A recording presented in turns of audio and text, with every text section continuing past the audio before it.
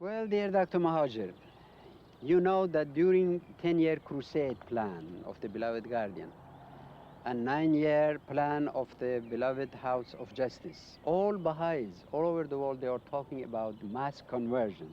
Would you please explain a little about this? Because myself, I'm very anxious to understand what is the reality of this mass conversion. Actually, this is, as you say, everything is started by beloved guardian in the world. Abdul Baha has had promised very much that the troops will come to the faith. And beloved guardian so beautifully put this idea in action by sending the pioneers throughout the world. So through his 10-year crusade, he made available the people of the world and the tribes to come to the faith through this pioneering, sending all over the world and scattering throughout the world. So the people and the tribes were just next door to us. And that started in 1956.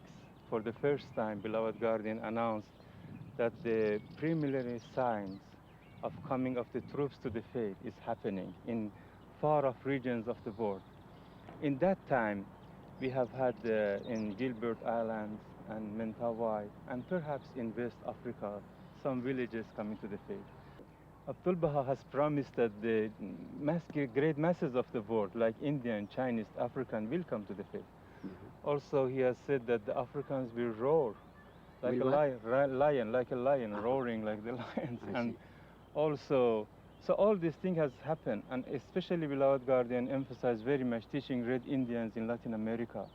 And all this happened in his own time of beloved guardian. I mean, in Africa, in Pacific, and in South America, the masses, the troops start coming to the faith. But one thing very interesting is this, that beloved guardian has said that from any nation that the troops are coming to the faith, ultimately from the same people, same nation, masses will come to the faith. And he has explained that coming of the troops is a day long awaited, and coming of the masses is an hour long awaited. And he has explained that coming of the masses, when it's happened, then the faith will grow 1,000 times spiritually and materially, and numbers, 1,000-fold numerically will come to the faith. That hour perhaps is not yet come, but the troops are coming, and these troops, coming of the troops, is the beginning of that masses.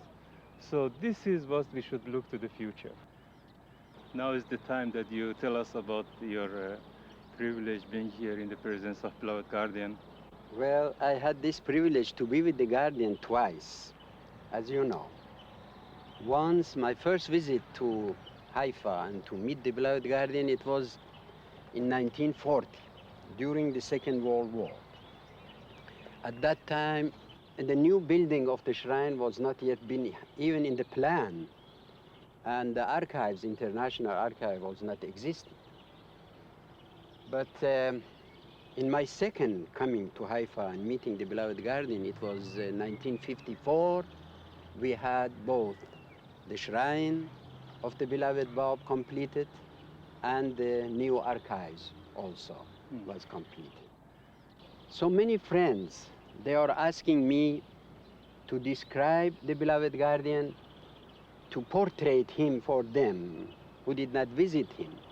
And really, my answer always was that it is almost impossible, at least for me, because the beloved guardian, in one side, he was so human, I should say. Maybe this is not the right word to say. So human, so friendly, but the other side, he was so majestic as the guardian of the faith, that to combine these two together and explain to the friends, it is a really very difficult job. Then when I met the beloved guardian, I went back to the will and testament of Abdul Baha, and I saw